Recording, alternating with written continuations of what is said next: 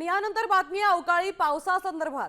सर्वत्र उकाडा जाणवत असतानाच नागपूर शहरासह काही भागात मध्यरात्री जोरदार पाऊस झालाय। दिवसभर ऊन असताना मध्यरात्री अचानक विजांचा कडकडाटासह पावसाने हजेरी लावली आहे। यामुळे रस्त्यांवर पाणी साचलंय तर शहरातील काही घरांचं नुकसानही झालंय। तर वाऱ्यामुळे काही भागात वृक्ष उन्मळून पडले।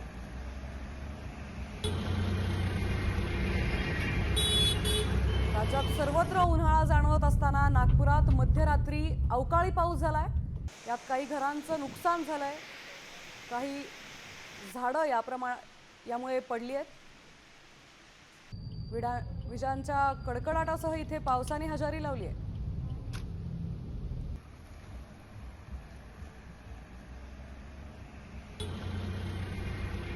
आपले प्रतिनिधी पराग ढोबळे या ठिकाणी उपस्थित आहेत। नागपुरात मध्यरात्री पाऊस झालाय। पराग,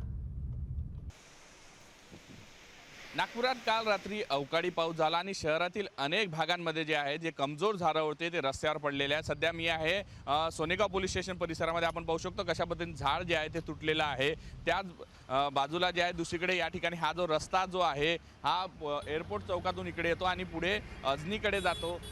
या ठिकाणी सुद्धा रस्त्यावर आपल्याला झाडं पडलेले पाहायला मिळतात। त्याचबरोबर उड्डाण पुलावर सुद्धा मोठ्या प्रमाणात जे आहे झाडाचा भाग जो आहे तो पडलेला होता। त्यामुळे सकाळपासूनच या भागामध्ये साफसफाईचं काम सुरू आहे। कारण पाहू शकतो आपण कशा पद्धतीने वाहतूक आहे, वर झाड पडले असल्यामुळे त्याचा फटका कुठेतरी बसला आणि पूर्ण वाहतूक जी आहे ती खालच्या भागातून जे आहे सध्या वळवण्यात आलेली आहे। झाडं तुटलेले झाडं जे आहे ते बाजूला करण्याचं काम सुरू आहे। शहरातील अनेक भागांमध्ये खरं तर हा पाऊस झाला। विदर्भातील भंडारा गोंदिया या शहरांमध्ये सुद्धा मोठ्या प्रमाणात जो आहे काल अवकाळी पाऊस झाला आहे आणि याचा फटका जो आहे कुठेतरी शेतकऱ्यांना सुद्धा बसल्याचं बोललं जातं। त्यामुळे एकंदर परिस्थिती पाहता खरं तर थंडी जाऊन आता काही दिवसच होऊ शकले नाही। एकीकडे ऊन तापत आहे तर दुसरीकडे अवकाळी पाऊस मात्र आता लोकांना हैराण करत आहे। शेतकऱ्यांना कुठेतरी हा अवकाळी पाऊस जो आहे तो नुकसानदायक ठरत आहे। व्हिडिओ जर्नलिस्ट सौरभ बोलेचा पराग ढोबळे, साम टीव्ही न्यूज, नागपूर।